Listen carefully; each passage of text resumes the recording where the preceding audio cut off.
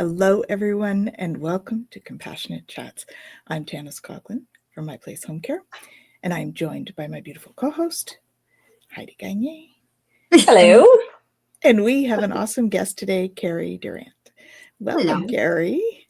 It's great to have you. Thank you very much. I'm so glad to be here. We're glad to have you. Why don't you tell us a little bit about yourself? A little bit about myself. Well, I've been nursing for 36 years. And just in the last 6-7 years, I started to really enjoy the dementia topic.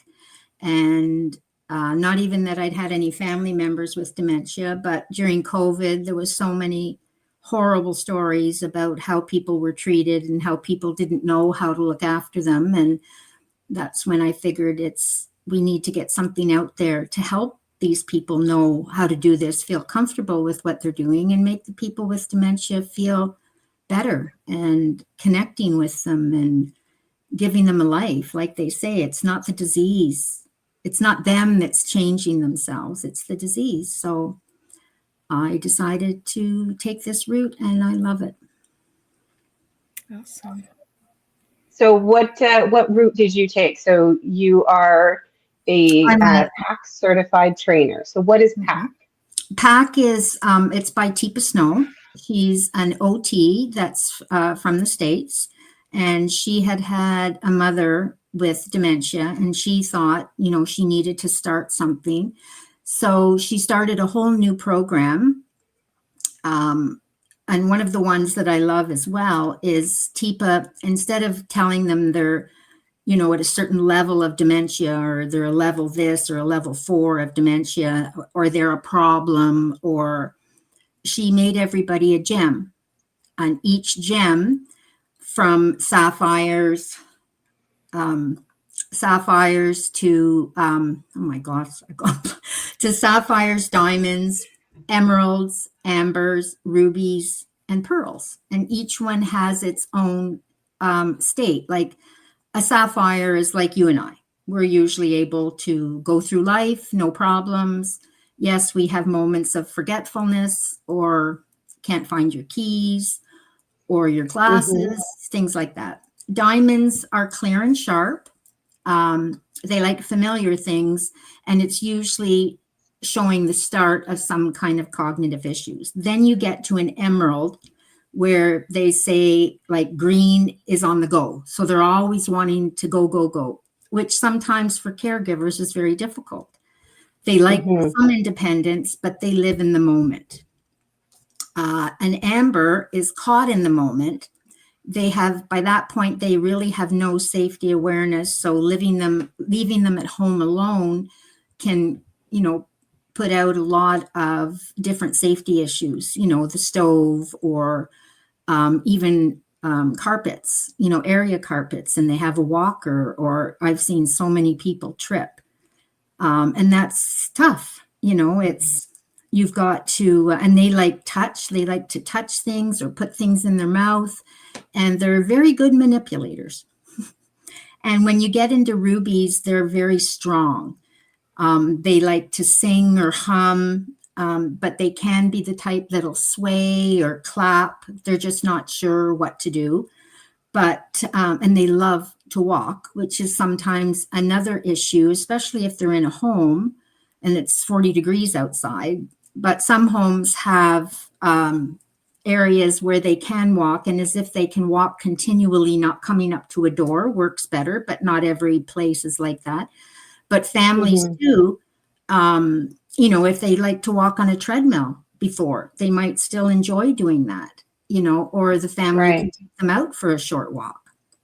And then we have pearls, which they're in the hidden state. They usually will recognize familiar voices and faces, but they spend most of their time in bed and do a lot of sleeping. So, but we're not going, and then they start to develop different behaviors. And it was my staff would come to me and go, "Oh, they're being so difficult," where I'd say, "Okay, well, what level's this person at?"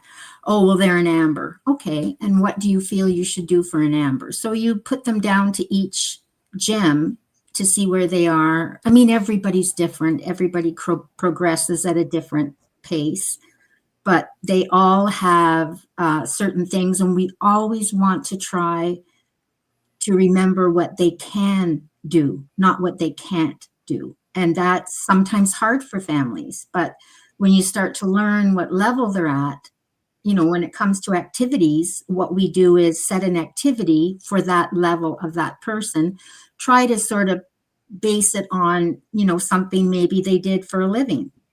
Some people work in the office and they love to sit there and stuff envelopes and lick them and feel like they're accomplishing something.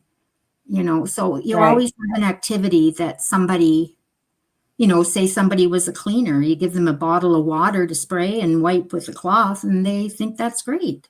They're accomplishing something and they're able to feel like they're important. And it's something that they can still do.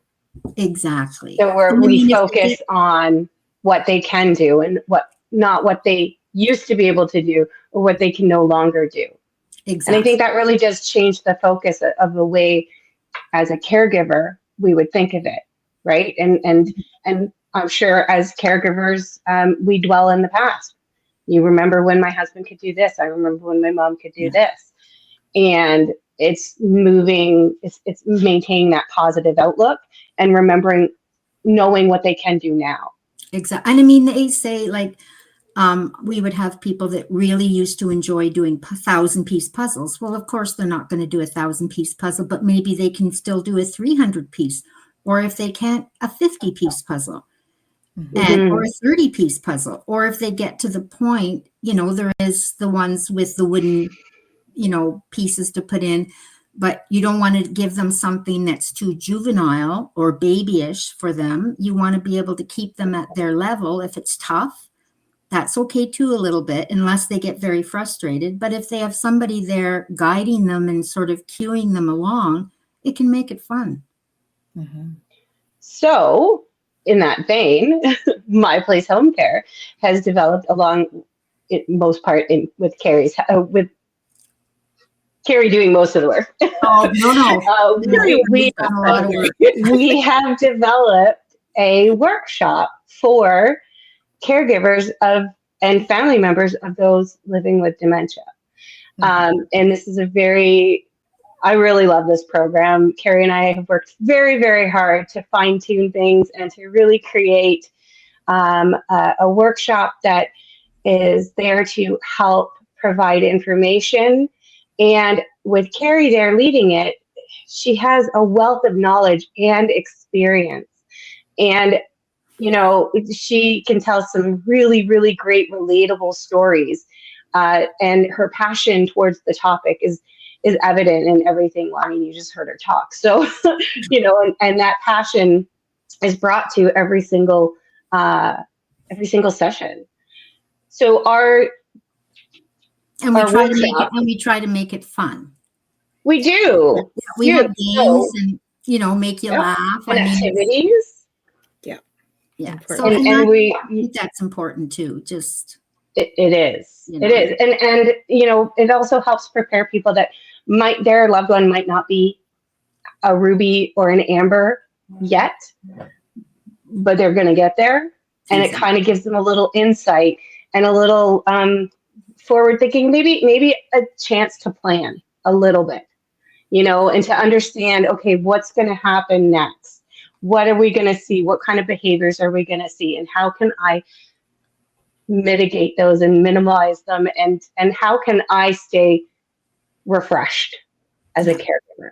And knowing when they're moving from one gem to the next, you can always be an emerald to an amber because you still have, some of the characteristics in an emerald, but they're getting stronger more with the issues that they're having, that they're maybe moving to the next color of a gem.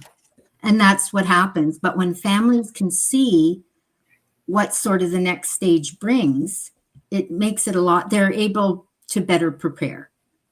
And even when people are just diagnosed, they want to know more as well. Like I've seen people that have just been diagnosed and, well, what's out there? What can I do? Like, how can I help myself? And, there's different things they always say, like there's different games or word finds or word searches. And some people, even going into Emerald can do word searches because they've done them all their life. It's something that's common to them.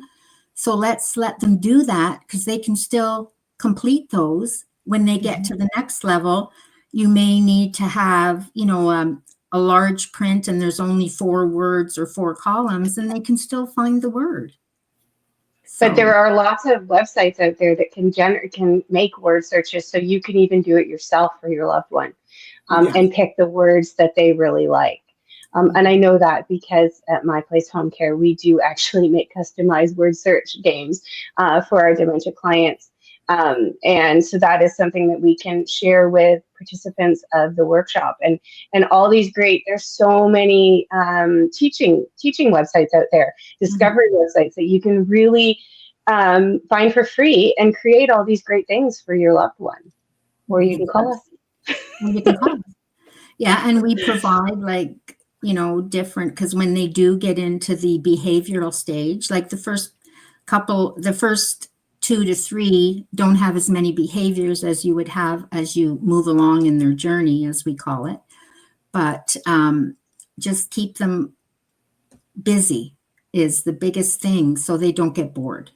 And there's many things that, staff or families can do with them. One important one too is making the memory books, or, with pictures of family from the past. And, somebody will just be having a bad day and things are going wrong. And my staff would come and go, I can't do this today.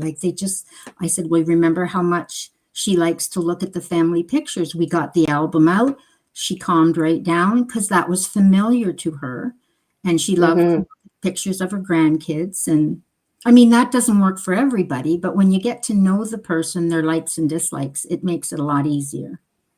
Well, scrapbooking on the earlier stages, you could actually create one with the client, right? With the scrapbooking stuff. With your loved one.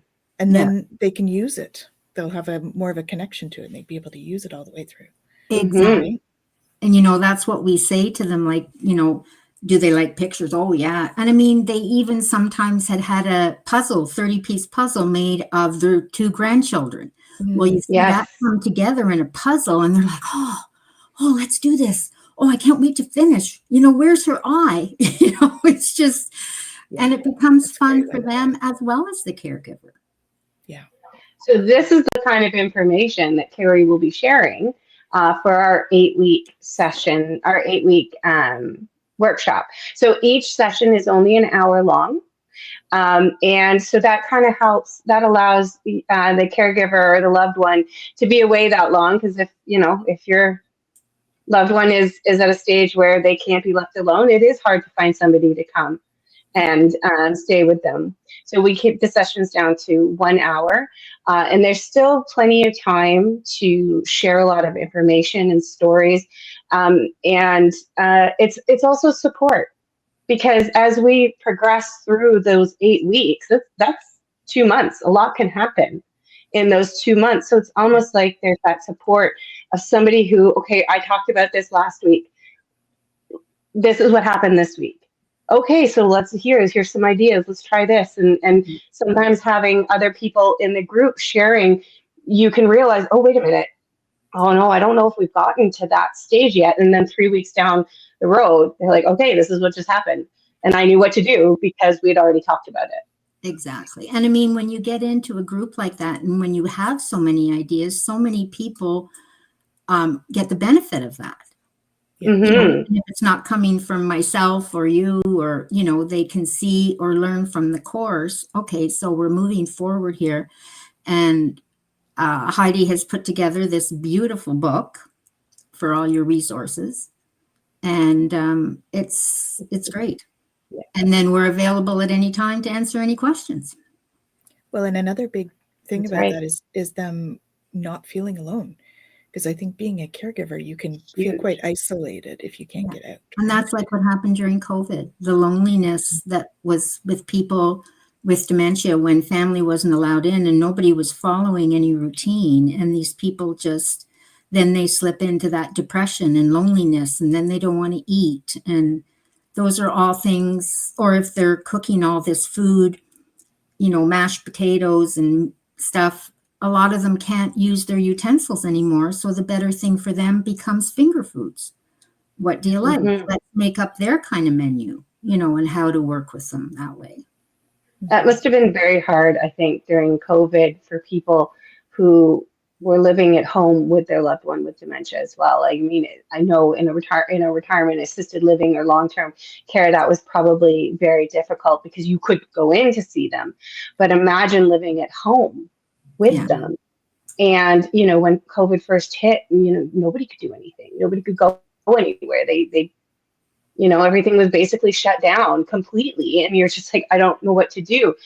And we don't want anyone to ever feel that way again. That's right. So this is another thing that is great about this workshop is, yes, Kerry mentioned that every participant will receive a booklet. So we do a PowerPoint presentation. So there's visual cues, visual reading, but it's also printed in the book. And we have various handouts that will help. And it'll all be in a nice spiralized notebook that you can reference at any time and go back to it. And, okay, so look at here, my husband is now an emerald, but look at those amber tendencies coming. I'm going to, what wandering. Okay, how can I start, responding well to those behaviors and start looking ahead? And it could be almost like an encyclopedia of. Exactly. Well, I mean, a lot of caregivers feel that their families are the only one that is having this type of behavior.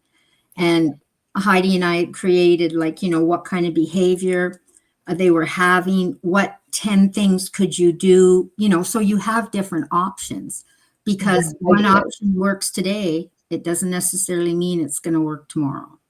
Oh, it could work this hour. It could not work at 1 o'clock, but it will work at 2:15. Exactly. And I mean, it's so true. Even in retirement and long-term care, they couldn't get together for any activities or be stimulated in any way. And you couldn't keep them in their rooms because they didn't understand. So you have a lot more people wandering and, just wanting to walk. And I mean, hopefully if they're at a certain level, they have a locked unit where they couldn't get out and they could walk or get outside if it was nice, but comes down to staffing and a lot of different issues too. Well, and we have safety stuff in the program too. So, yes, how to stay safe with your loved one at home and all of that kind of thing. So, things you can do. I'm going to give a rough. I'm going to give you guys a rough outline of what the sessions are, so you have an idea of what to expect. So our first session will be. So this here is that Tanys is showing us is some of the things that we'll be looking at. So early changes and how to prepare, how to connect, 5 ways to say I'm sorry, because it's really important to always say you're sorry, because it's always going to be your fault, and you need to take ownership of that. And you say, I'm sorry I made you upset, and it will help de-escalate the situation a lot better. We'll also be discussing behaviors and interventions and how to cope with those, because it's very stressful as the caregiver to have to always be the one to say I'm sorry and always be the one to say, no, you're right, I'm wrong. So that's difficult for us. We don't like doing that. Hard. Some people find that very difficult, but it sure will, like you said, de-escalate. Yeah. And then also we're going to look at the positive physical approach and hand under hand. So the positive physical approach is how you're going to greet the person, even if it's your dad and you've known your whole life.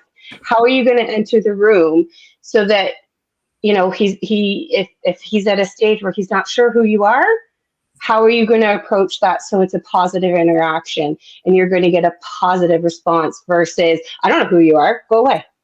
So, and then the hand under hand, which is a Tipa Snow trademarked action, where it again incorporates what can they do and how can you guide them. So we go over that and we share how you can do that in a very smooth interaction, so it doesn't feel like you're doing things for them. In their shoes is a section that I'm really excited about, because this is when our participants actually get to enjoy, or not enjoy, but really understand what their loved one is going through. So we're going to blindfold you. We're going to cover your ears. We're going to put oven mitts on your hands, and we're going to give you a fork and a plate and say, take this pom-pom ball off this plate. Can you do it? I can't see it. So That's what they say. That's Well, I don't right. know where it is. And I said, well, because people with dementia have so many visual issues, now you're going to see what they have to go through every day. That's right. And so you're as a participant, you're going to actually experience this. And this is my funny little aside. At our last workshop, I shared this as well. As I'm hitting the lovely stage of perimenopause, I forget words, or I'll say kitchen instead of the bathroom, and my family likes to laugh at me, and I can't help it. It is what it is. One day I was watching television with my husband, and I swear to God, I couldn't remember the word for subtitles. I had no idea what that word was. It was in my head. I could see it. I could not say the word. And I'm like, can you get rid of the things that, okay, those things there. Get rid of them. He's like, what are you talking about? Like, it's bothering me. Get rid of them. What? The things on there. He's like, the subtitles? Yes. And I realized how frustrating it was. Yeah. And I mean, he got frustrated at me too, because I'm just like, the words, those things, the stuff there, get rid of them. And so he was frustrated, and I was frustrated. But once he said the words, I'm like, oh yeah, that's it. But could you imagine that you still don't know what those words are? Yeah. Like, it's just, it really impacted me, because we were in the middle of our workshop series, the first one that we did. And I've been paying attention to that and paying attention to things as I went through the workshop with you and learning as well. And it was frustrating. It was really frustrating, and that happened back in March, and I still remember that moment. And it's not like you want to let it go, and neither do they. And it's not necessarily a good thing to always fill the right word for them. Let them have a chance to see if they can. And if you're like Heidi and you couldn't, when they tend to get so frustrated, you give a couple of words, and then they'll go, yes, that's it. Oh, thank you, But we always like to let them try, just to see if they can. Yeah. It adds compassion if we can see, especially if they're frustrated, right? When when they can be a little bit aggressive at times. And, if we think about how frustrating something like that was, like for you, Heidi, you can understand why they get aggressive sometimes, because they're like, I can't get this out, Yeah. And then even if you try to help them, sometimes they're like, no, and they swing at you, and you don't see some of those things coming, but it just shows you where frustration can lead. Yeah. That's the thing. Yeah. Yeah. And if you have a lot of the tools that Heidi and I will give you, I mean, it makes such a difference. And it's amazing when you go, like Teepa would always say, you had an aha moment. Oh, well, that's great. I've got this aha. Now I know what I'm, and those are important, especially when you see the client respond. Or your loved one. Yeah. Or loved one. Yeah. And then the other part of PAC, the positive approach to care, is also remembering that you're living in their world. You know what's going on, but there are stages where they don't know what's going on. So we're going to live in their world. And again, we don't tie into, children or anything, but do you remember playing pretend with your kids or your grandkids? And they were like, ooh, here, mama, here's some tea for you. And it's like a plastic cup with Play-Doh in it. You're like, thank you. But you kind of have to go back to that. Like, yeah, I totally am in your world. Let's do it, And, you're talking about your dad who may have passed 35 years ago. But yeah, no, he's in the field, because Kerry, you had that story one time. Was it you or was it Kumar? Somebody was telling me the story about how they were saying that their dad was out in the field, and I need to go out to the field. Oh, okay, well, let's go for a walk and we'll go out to the field. But by the time they get down the hallway, they don't know where the field is. They're on to something else. Yeah. But it's really showing that compassion, as frustrating and difficult as it is to be the one to always say I'm sorry, and being the one to always have to modify yourself for them. Again, a workshop like this, you're not alone. Exactly. You see that. You see that you're not alone. When you see it work, like, because my staff, one day, this lady had a knife and she's wielding it all through the dining room, and the staff's in the corner very scared. And I said, use your tools, like, use your approach, use this, use that. And then it was like, oh, okay, but in the heat of the moment, it's very hard. And you're thinking, okay, what am I supposed to do? And that's where Heidi had made cue cards, for some of the caregivers. I mean, even you could use it at home, but you keep it in your pocket. And if you know that the person you're looking after is an emerald, you can bring it up like they're all laminated, and you can look at, oh, I should try this, or I should try that. And eventually it becomes second nature, when you're looking after different people and different levels of dementia, that they're able, and you're able to say, oh my goodness, that worked. Look at, they're so happy. And that gives you the moment of positivity, where we're always saying, let's keep it positive. And when you can see that person with the positivity because something worked, it's great.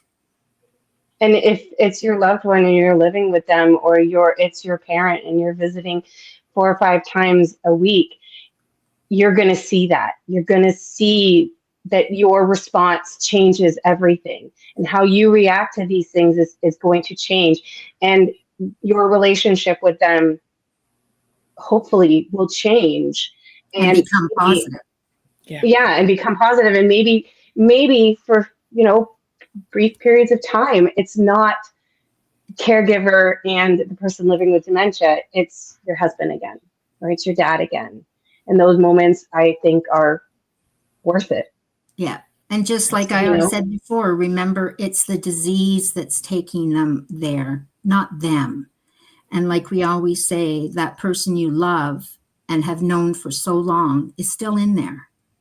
They just need to be able to have the right way to be able to have those things come out, which to families, then they can see part of them, in the way they used to be. And I mean, the last bit with our workshop, we do talk about, the last day is generally talking about, what happens when the disease progresses beyond the stage of you being able to care for them, because wandering is difficult. You cannot be awake 24 hours a day. Not everyone can afford 24-hour care at home. So there are options out there for you. And that last day, we talk about the options and what resources are out there for you. And if I could stress anything, you need to take care of yourself, because caregiver burnout is such a serious and such a real thing. I was in an intake with a new client, and his wife is exhausted. Yeah. It's just exhausted. And they're not going to be any good to anybody when they burn out. They're not. Because, and I mean, if you're talking about an older couple, the wife is taking care of their husband, but they're in their mid to late 70s. The stress can cause more medical issues on the caregiver. And then what do you do? Well, having those tools. Yeah. Well, I have an aunt now that's 85. Her husband's 89. She's still at home. She probably should be moved because he's burning out. 89 years old, but he just can't make that move. And the hard point is, like, she starts, starting to have more falls, and that becomes a concern at home too. But it also is a concern if you're in a retirement home. But, you're able to monitor that more. And if they, they're, frequent fallers, you can watch for a lot of those things, and families aren't there every moment, and they could fall and they hit their head. We had one lady who fell 3 times, and she was in the retirement home, and we had to send her to long-term care because every time she fell, and she was falling, it started to be, once a month, then it was twice a month, and then it was twice a day. Yeah. And the families just can't handle that. And that becomes a time where, what do I do? I don't want to put them in a home, and it's and then that's tough on the family, and we can help you. And then the guilt. And the guilt. Yeah, that's the biggest part There's with that decision. So much guilt. Yeah. Mm-hmm. And it's not easy. So having supportive people and, having tools like what we can provide might delay that moment from happening. But there is lots of supports out there. There are companies that can help you make those decisions, that can kind of take the little mini researching things that's draining for a lot of people, that can help you decide and help you with that information and help compile that. There are so many resources out there, and all you need to do is ask. Exactly. And this is one of them. That's right. And we're here to help you. Yes. And we are here to help you. Yeah. So do you want to talk about how they can sign up for that workshop, Heidi? So we are, you can contact us at info@myplacehomecare.ca. We are hoping to partner with some community centers and even retirement homes to bring this workshop to the public.